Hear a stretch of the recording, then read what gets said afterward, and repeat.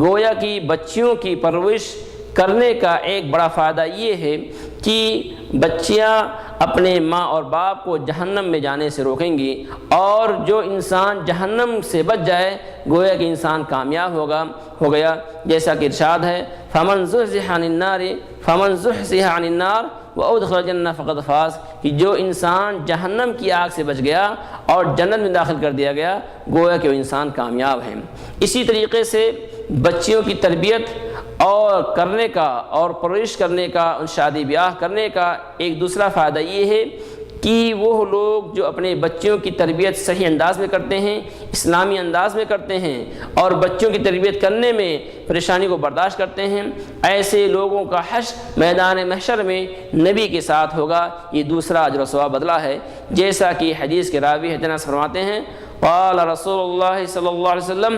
من عال جاریتین حتی تبلغا، کہ جس شخص نے 2 بچیوں کی پرورش کی اور بچیوں کو کھلایا پلایا، اسلامی تربیت کی، حتی تبلغا، یہاں تک کہ دونوں بچیاں بالغ ہو گئیں، جاء یوم القیامت وانا وهو کہاتین ومن مع صابحہ، کہ تو وہ شخص یعنی وہ باپ آئے گا قیامت کے دن اور وہ میرے ساتھ ہوگا۔ اس حدیث سے بات یہ واضح ہوتی ہے کہ بچیوں کی تربیت کرنے والا شخص ماں اور باپ یہ قیامت کے دن نبی کے ساتھ ہوں گے، یہ دوسرا فائدہ ہے۔ اسی طریقے سے بچیوں کی تربیت کرنے سے ایک تیسرا فائدہ یہ ہے کہ بچیوں کی تربیت کرنے والے شخص جنت کے اندر جائیں گے، جیسا کہ حدیث کے راوی حضرت جابر فرماتے ہیں من کان لہ ثلاث بنات یویہن ویکفیہن ویرحمہن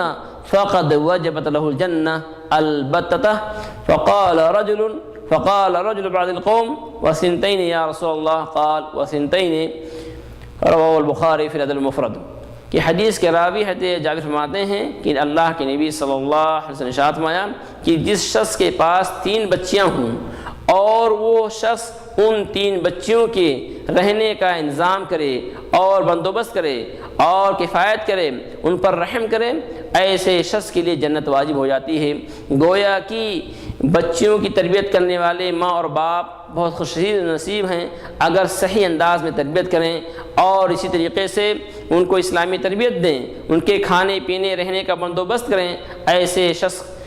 کے لیے بشارت یہ ہے کہ وہ لوگ جنتی ہیں۔ اسی طریقے سے دوسری حدیث رسول ہے، نبی نے فرمایا لا یکون لأحد 3 بنات او ابنتان او اختان، کہ اگر کسی شخص کے پاس 3 بچیاں ہوں یا 2 بچیاں ہوں یا 2 بہنیں ہوں فیتق اللہ فیہن،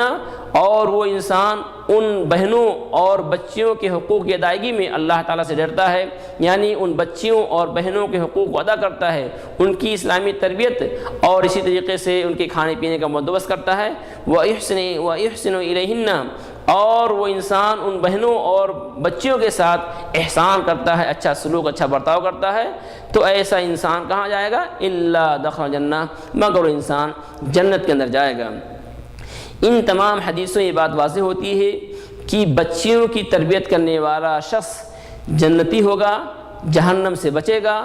اور میدان محشر میں نبی کریم صلی اللہ علیہ وسلم کے ساتھ ہوگا۔ اسی طریقے سے وہ لوگ جو بچوں کی پیدائش پر ناراض ہوتے ہیں، ایسے لوگ گویا کہ ان نعمتوں سے محروم ہوں گے، اور یہ چیز یعنی بچوں کی پیدائش پر یعنی چہرے پر کالا آنا یا اسی طریقے سے غم کا اظہار کرنا، یہ زمانے جاہلیت کے لوگوں کا طریقہ ہے، جیسا کہ قرآن کی آیت ہے وَإِذَا بُشِّرَ أَحَدٌ بِالْأُنثَىٰ وَلَّ وَجْهُهُ مُسَدًّا وَهُوَ كَظِيمٌ، کہ کفار و مشرکین کا معاملہ یہ تھا کہ جب ان کو بچیوں کی پیدائش کی بشارت دی جاتی تو ان کے چہرے کالے ہو جاتے تھے۔ گویا کہ یہ زمانے جاہلیت کے عادات اور ان کے اخلاق میں سے تھا کہ ان کے ہاں بچوں کی پیدائش کو عار سمجھا جاتا تھا اور معیوب سمجھا جاتا تھا، لیکن اسلام نے بچیوں کے رتبے کو واضح کرتے ہوئے بہت واضح انداز میں اعلان کر دیا کہ بچیاں یہ ماں اور باپ کے لیے باعث رحمت ہیں، اس لیے انسان کو چاہیے کہ بچوں کی پیدائش پر خوشی کا اظہار کریں، کیونکہ یہ بچیاں اپنے ماں اور باپ کو جنت میں لے جانے کا سبب بنتی ہیں، جہنم سے بچنے کا سبب بنتی ہیں، اور ایسے ماں اور باپ میدان محشر میں نبی کے ساتھ ہوں گے۔ اس لیے اللہ رب العالمین سے دعا ہے کہ اللہ تعالیٰ